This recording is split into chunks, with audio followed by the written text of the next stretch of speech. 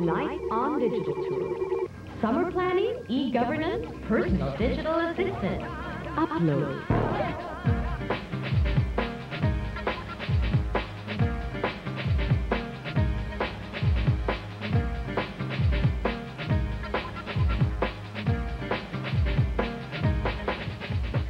Guys, you're watching Digital Tour, and this week we're taking a breather from the usual schedule. You know, chilling out and finding our place in the sun. And that's what summer vacation is all about. And right now, I've found my little spot in the heart of the city. But first, on with the show. Take a look at tonight's episode. Tonight on Digital Tour, we're telling you how to plan that summer vacation the digital way. We've got websites, gadgets, and packing tips. And also valuable tips from one travel guru. And if it's gear you want to know about, we've got Gear Guy JC to give you the latest on personal digital assistance. Here's a handy way of keeping your life organized. Next, we've got a new way of requesting for civil registry documents.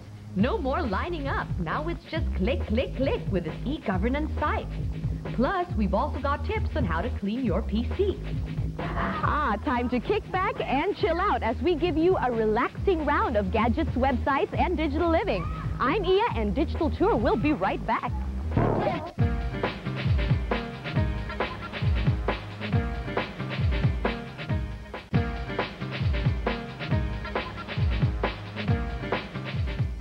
Hi, we're back, and you're still watching Digital Tour. Well, I'm here by the poolside of the EDSA Shangri-La Manila, taking a breather from our usual hectic schedule. And I'm wondering, have you guys got your summer vacations planned already? Well, if you haven't, then help is on its way. Why not do it the digital way? And right here on the show, our cover story will help you out. Take a look.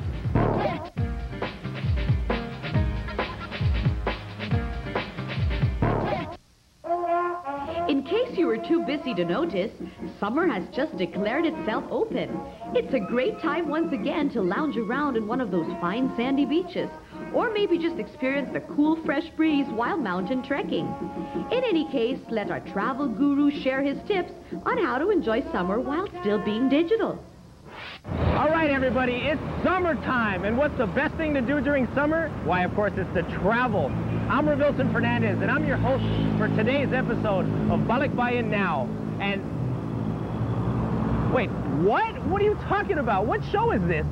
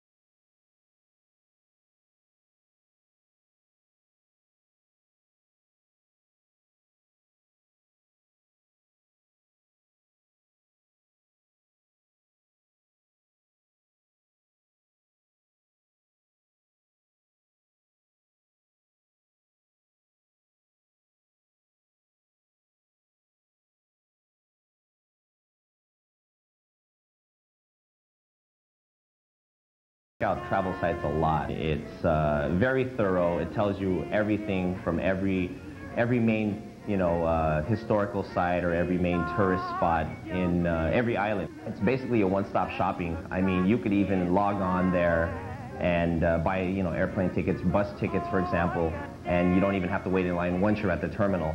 It's also a great thing to check out the weather ahead of time because they also have the weather, they have the terrain, what kind of terrain to expect. For me, I think they're great. Okay then, you have your destination, accommodations, and you know how to get there. But what do you need to bring? How in the world are you going to deal with a dilemma called packing? Packing as light as possible is the best thing to do. This is regarding clothes, undergarments, and toiletries, basically. All the necessities you need to survive, you know, just for a couple days. Regarding equipment, for me personally, I bring my little Canon Optura. It's a DV, and it's very light, it's compact, because, you know, more than likely you're not going to come back there again, and, you know, you want to try to capture the moment as clear as possible. Believe me when I say that a picture is worth more than 1,000 words. So don't forget your camera. After all, one of the perks in traveling is sharing the best moments with your friends. Most people, they have an extra bag for their camera. But like I said, if I were to bring my backpack plus that extra bag, that would defeat the purpose of traveling light. I simply get my camera equipment, wrap my clothes around it, and basically place it in the center of my backpack. And then, you know, that pretty much protects it. Okay, so you're on the beach sipping your pina coladas when suddenly you realize you need to check your email for some very important business notes. Now, how do you go about that? Well, as much as I don't want to keep in touch with friends, I mean, that's the whole basis of traveling, is not keeping in touch with people. But when I have to keep in touch, for me, my cell phone in particular, I have WAP, and, you know, I can communicate with people throughout, you know, anywhere in the country through email. Maybe it's time you get a free web-based email account. It gives you access to your inbox anytime and anywhere. Do you have a phone but it's not WAP capable? Don't worry, you can still check out your email through high-end SIM cards like Globe Explore or Smart Z. Planning your trip is indeed made easier by modern technology. The internet and those high-tech gadgets are proving to be handy tools to one's traveling life. I'm traveling this beautiful country. I get to learn all the different cultures. I get to eat the different foods. I get to experience wonderful new things. Such a great cultural awakening for me. The sights, the sounds, the people, the laughter, sharing your moments. That's the greatest thing about traveling. If you're running out of ideas on what to do when you're bored and stuck at home during summer, well, malling always works, and it works for me. So while I'm going to go over and do some window shopping, I've got one good suggestion on how you can while away your time. How about clean that PC of yours? You know, sooner or later, you got to do it. And so here are a few tips to start you off. I'm off.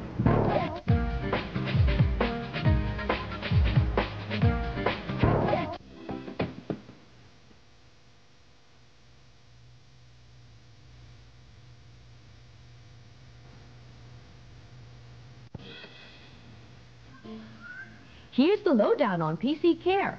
You need to give your computer some well-deserved TLC time. Neglecting to clean your desktop only allows dirt and dust to accumulate and stick to its surface. So be kind to your PC and start scrubbing. Here are some of the things you'll be needing for that cleanup.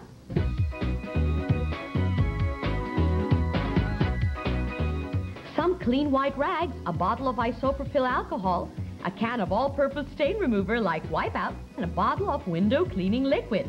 Cotton swabs, got that? Now you're all set.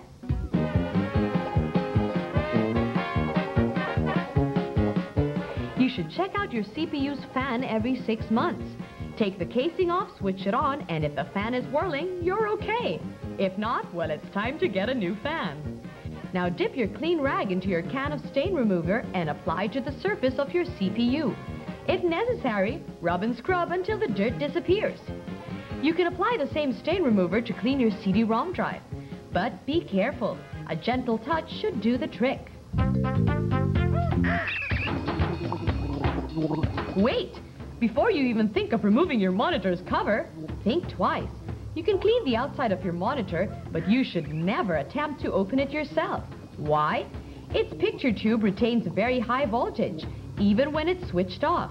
Get an experienced technician if you want to open it up. Rub your stain remover all over the monitor's body. Now be sure that you don't smear any of that stain remover on the screen. This is where your window cleaner comes in. You can squirt or dab the liquid into a clean cloth and gently wipe your monitor's screen. For LCD screens, take extra care not to apply pressure on the LCD surface.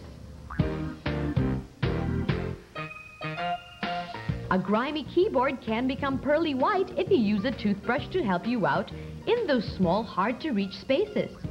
Here, the same rule applies. Use stain remover and steady strokes.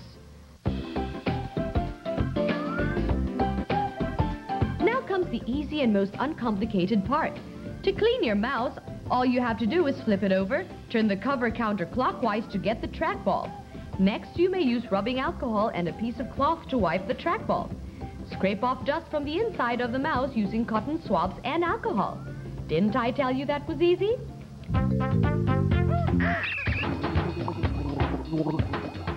Now check your printer for toner spills. Caution is needed here, especially with colored toner spills. This is highly toxic, so if you ever detect spills, bring your printer to a technician right away. Next, gently lift off the glass part of the scanner. You can also use window cleaning liquid here like so.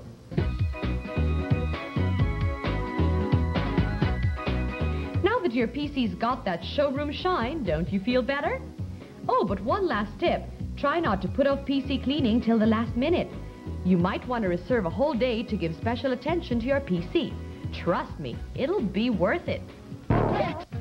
Coming up, a stress-free way of requesting for government documents, and the latest personal digital assistance brought to you by Gear Guide JC.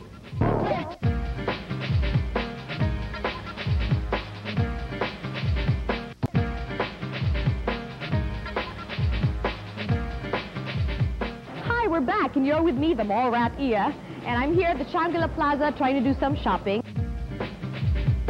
And as usual, I find myself drawn to the gadgets section. You know, JC would love to be here, but he can't right now because he's out there somewhere checking out the latest personal digital assistant. And so being a gadgets lover, I'm curious about that too. So I'll turn you over to JC now for the latest PDAs.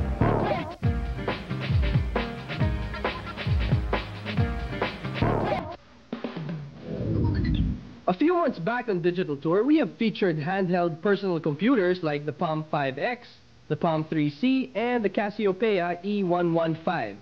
But at the amazing rate technology progresses, these products which were once the buzz all of a sudden aren't so new anymore. Fast forward to the near future and Gear Guide is here again, but this time to check out the latest batch of handheld PCs and see what they have to offer. We begin with the Palm M105. It may be easy to confuse with its older cousin, the Palm M100, since they have similar product design and share the same peripherals and accessories. But this model stands out because of its internet software to get you on the web. It holds 8 MB of memory, 4 times than that of the M100, to store much more data. And a stylish cradle, which comes as a welcome bonus.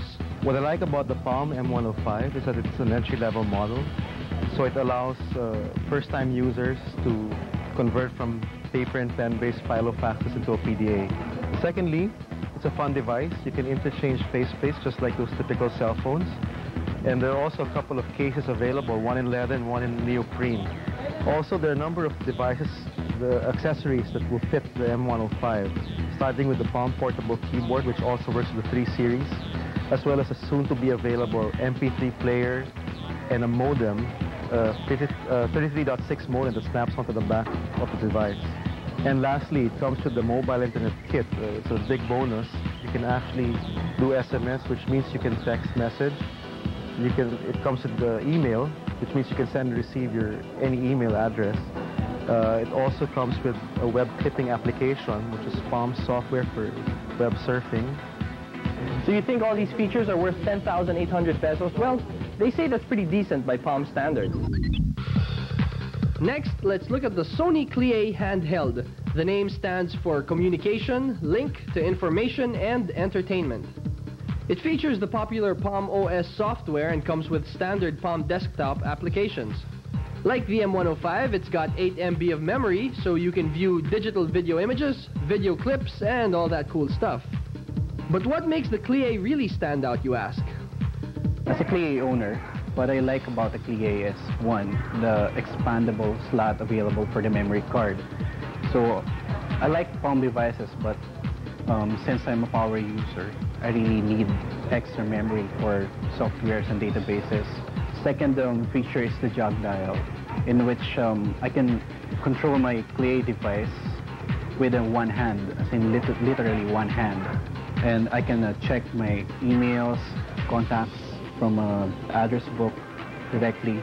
Also, Sony installed third-party applications in which you can run applications or software from the card to the Clie device. Lastly, its ergonomic cool design. I mean, it's very comfortable when I handle it, two hands, one hand, and even if it has a small screen, so it's very comfortable. So, you say you want the Sony Clie if the price is right, eh? Well, give me 23,000 pesos and this baby's yours. Last on our list of PDAs is the Cassiopeia EM500. This is the newest pocket PC release from Casio. It's stylishly engineered to take advantage of digital content on the web and is responsible for introducing what we call the Multimedia Card Memory System, or MMC. Well, I bought the EM500 because of its expandable memory via the use of its multimedia cards, which I can store more movies, MP3 files, and pictures. Second, I can play MP3 files, MP3 music, or videos on the go anywhere.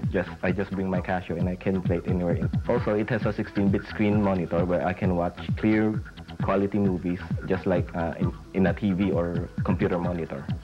Last, it has a voice recorder where I can record memos on the go anytime, anywhere. With great screen clarity and good sound quality, you might consider the EM500 a good buy.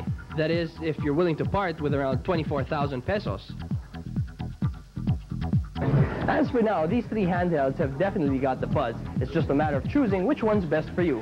That'll do it for Gear Guide tonight, but rest assured we'll be back with more high-tech PDAs in the near future. This is JC logging off. Hassle-free, that's how I like my shopping. Actually, that's how I want everything to be. And so when I found this site, www.ecensus.com.ph, I said to myself, hey, this has got to be the pick this week.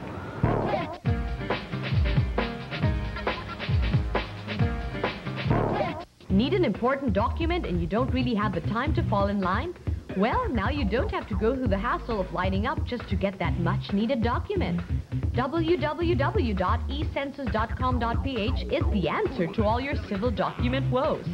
Now you can request for birth, marriage, and death certificates in the comfort of your home. Traveling physically may be a thing of, well, may not be a thing or an activity that's appropriate to the age of knowledge and the age of information and communication technology. So we're opening this avenue. It's like instead of going to our Quezon City offices, you can queue electronically and file your application for the certificate you need. This time, government and technology meet head-to-head to give way to e-governance. We would like to enhance the integrity also of our documents. We would like to eradicate the falsification, the tampering of documents. So we would like also to somehow eradicate the fixtures. To request, all you have to do is log on to the e-Census site and click on Create New Application. Then type in all the required data. If, for example, you're requesting for a birth certificate, you have to provide information like name, date of birth, place of birth, and name of father and mother. After confirmation, you come across the acknowledgement page. Be sure to take note of the acknowledgement number. This serves as your reference number when paying. All payments can be accepted in Metro Bank branches, but soon more banks will be added to their list. For requests coming from within Metro Manila, they have to pay 175. Requests coming from outside Metro Manila, they have to pay 190 pesos. This includes already the delivery via a courier. Delivery takes up to 14 days, but it arrives right at your doorstep, so no more falling in line. Got more queries? Well, don't worry. This user-friendly site provides a helpful guide for users. You can click on the FAQ section for more info on payment options for both locals and Pinoys abroad. We are one among the first government agencies to really engage in e-commerce and e-governance. The X generation is growing up having a highly digital environment, so I think the systems that will be developed in the future will be along the lines of digital technology.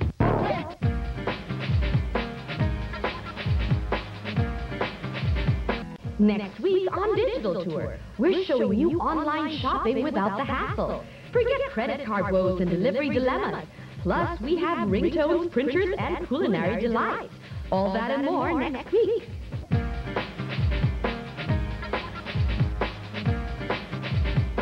You know, after a long day at the mall, the best thing to do is to sit back and fall into relax mode. And for the past half hour, you've been with me chilling out, talking about summer gadgets and the freshest websites. And now we're at the end of the show. But tune in again next week as we give you another round of gadgets, websites, and digital living. Email us your comments, suggestions, your highs, hellos, and even what's up with you and summer at dieter@pinoycentral.com. And if you've missed any of our past episodes, there's always www.studio23.tv. And do tune in again next week as we give you another round of what you love best, everything digital. As for now, I'm Iya saying see you around.